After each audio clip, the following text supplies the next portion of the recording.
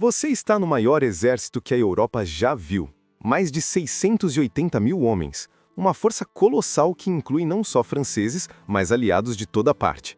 Prussianos, austríacos, poloneses, italianos e até bávaros, todos reunidos sob as águias imperiais. São bandeiras tremulando como num desfile épico, cavalaria avançando em ondas intermináveis, mosquetes brilhando ao sol de junho de 1812. O líder, Napoleão Bonaparte, o homem que parece imbatível, como um general com um plano perfeito, cruzando o rio Niemen em 24 de junho, dividindo sua grande armée em 5 colunas para uma invasão veloz. Você veste o uniforme da grande armée, sente o peso da mochila repleta de munição e rações para 40 dias, o cheiro de couro suado misturado ao ar úmido da Polônia. É verão, céu limpo, manhãs frescas, e você acha que vai ser tranquilo, como uma caminhada com velhos camaradas rumo à glória.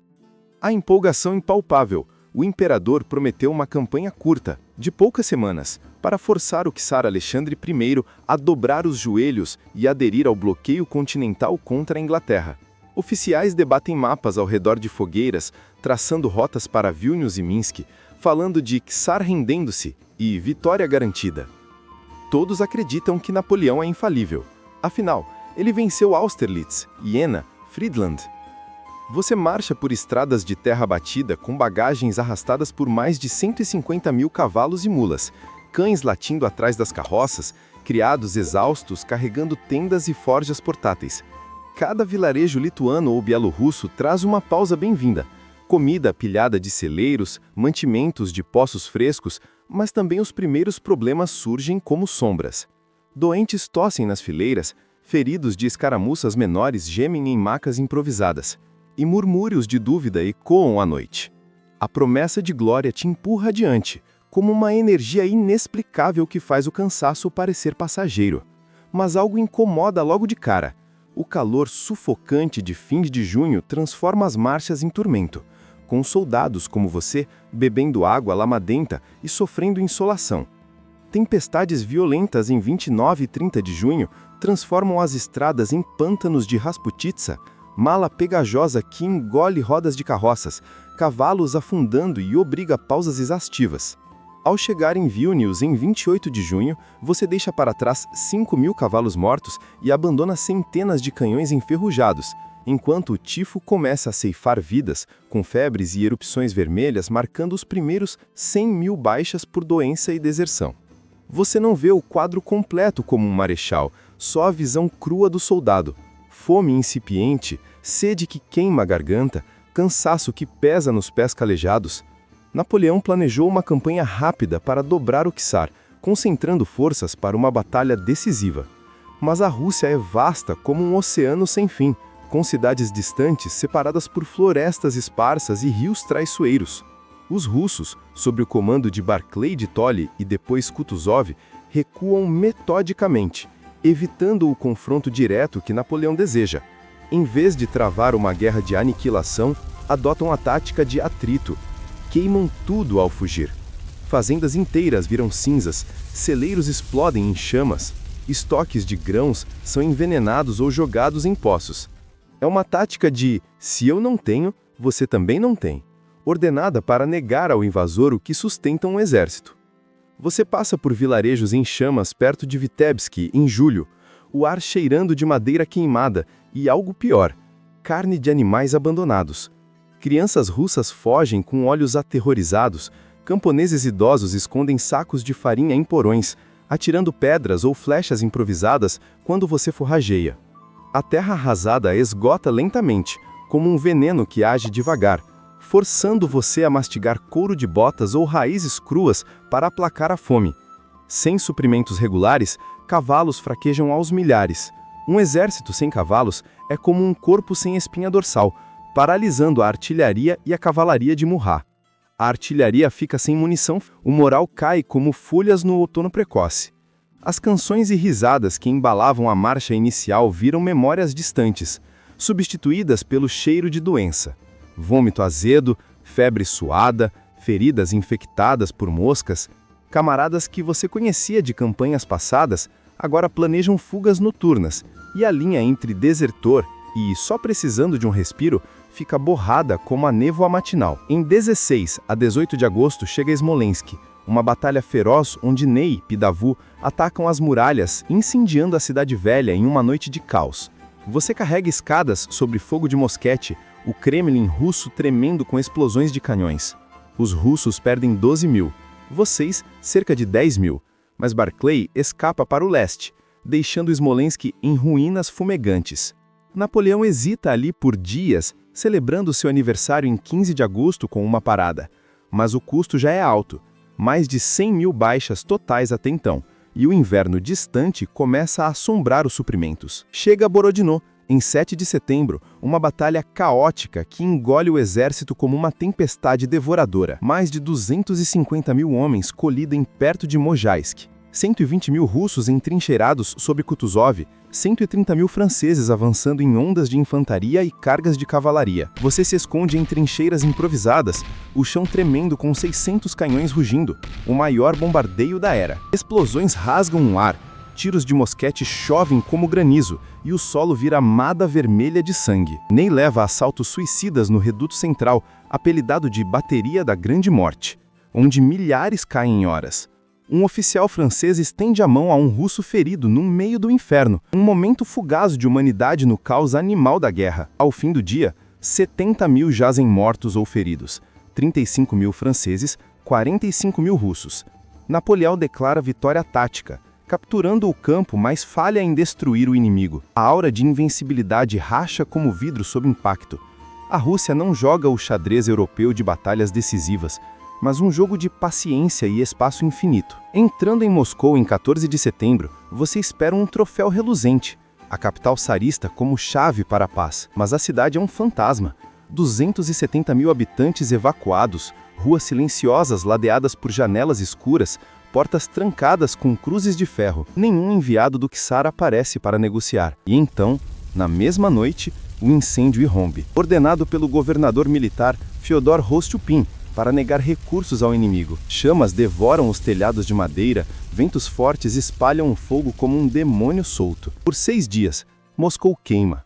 75% da cidade em cinzas, igrejas com cúpulas douradas derretendo, sinos caindo em poças de metal líquido. Você corre pelas ruas enfumaçadas, o ar grosso de fuligem e odores de pão queimado, misturados a carne carbonizada, salvando o que pode de um palácio ou estábulo. É um golpe no moral, como o perder algo que você achou que já tinha ganhado. Sua vitória vira cinzas inúteis, forçando saques desesperados em meio ao caos. Abrigos viram pilhas de entulhos, noites ficam frias sob céus avermelhados. Napoleão espera 5 semanas por uma proposta que nunca vem, enquanto o outono avança. O inverno chega em outubro, e não é só frio, é uma força impiedosa que entranha nos ossos como agulhas de gelo. Temperaturas caem para menos 20 graus Celsius ou menos, dedos dormentes perdem a sensibilidade, rostos formigam antes de congelar, hálitos viram cristais no ar, cavalos caem aos milhares, fome aperta o estômago como um torno. Discussões por um pedaço de pão seco ou couro cozido viram brigas feias nas tendas. A disciplina da Grande Armée desabona.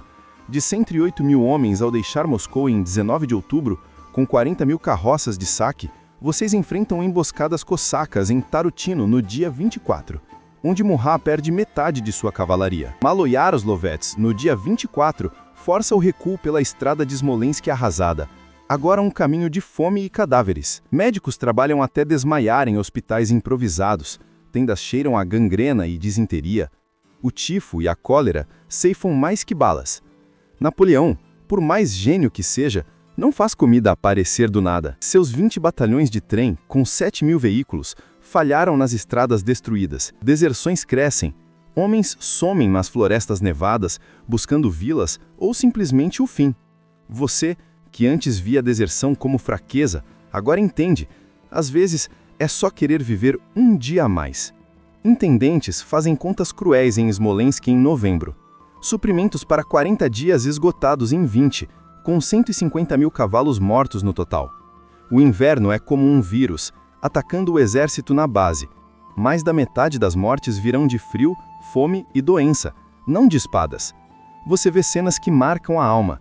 Cavalos abandonados fuzilados por falta de ração, oficiais trocando anéis de ouro por um punhado de aveia, um sargento enterrando um amigo com uma lâmina emprestada sob a neve. Vyazma em 3 de novembro e Krasnoy, nos dias 6 e 7, trazem mais carnificina. Davout rompe linhas russas, mas Ney e Eugene detonam a subfogo cosaca, perdendo milhares para os atiradores de Platov e Davidov. A retirada começa como uma humilhação inevitável.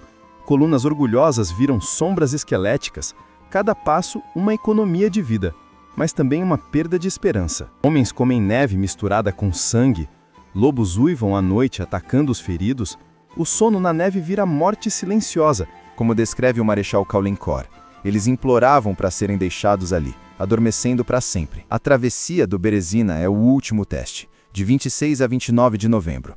Um rio traiçoeiro, semi-congelado pelo degelo, com pontes destruídas pelos russos de Chichagov. Reduzidos a 49 mil combatentes e 40 mil stragglers sob Napoleão, vocês chegam exaustos. Engenheiros como Ebler constroem 2 pontes precárias sob bombardeio, tábuas sobre barcas, cordas esticadas no caos. O gelo racha como trovão. Homens caem na água negra gelada, afogando-se com gritos que ecoam como lamentos. Ney defende a retaguarda contra Miloradovich, enquanto cossacos atacam os flancos. Fogo amigo de artilharia russa e francesa confunde o inferno. Cerca de 50 mil escapam, mas 40 mil se perdem.